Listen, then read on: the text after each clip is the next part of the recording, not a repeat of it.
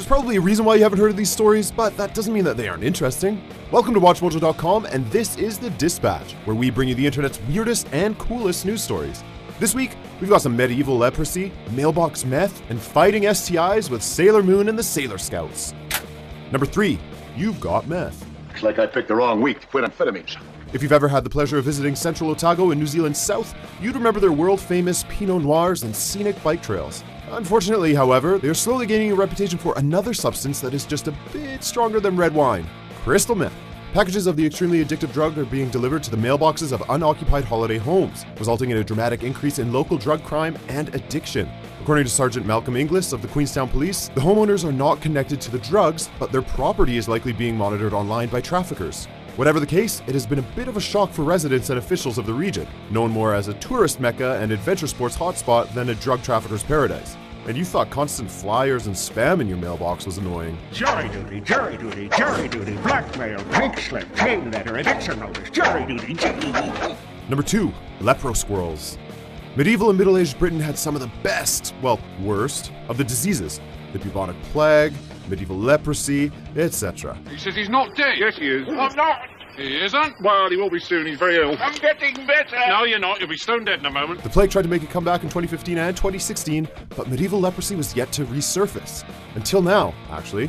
According to a recent report, the disease may have never even left Britain and was lurking in the DNA makeup of one of Mother Earth's most docile creatures in squirrels.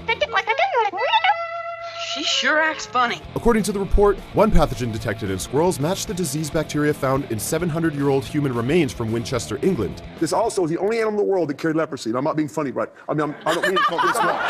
And while it is known that leprosy can be passed from human to animals thanks to a 2011 study, shout out armadillos, the prevalence of the disease in animals was still considered extremely low. Now, thanks to this study, we can say with certainty that the disease exists in numbers, in a creature other than humans this time. Nice big baby thing. Number 1, moon, crystal, condoms? The often hypersexualized medium of anime has dispatched one of its most widely known ambassadors to win love by daylight and keep sex clean by moonlight. I shall right wrongs and triumph over evil, and that means you. Sailor Moon has teamed up with the Ministry of Health, Labor, and Welfare in a campaign to fight off one of her sternest enemies yet, STIs. You've tested positive for chlamydia.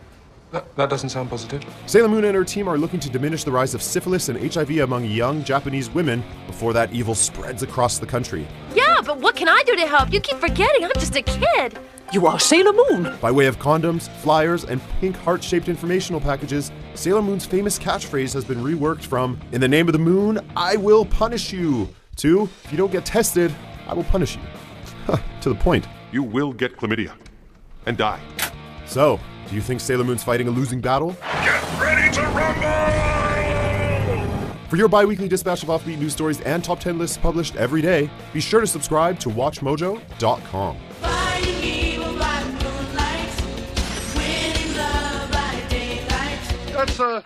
That's enough music for now, lads.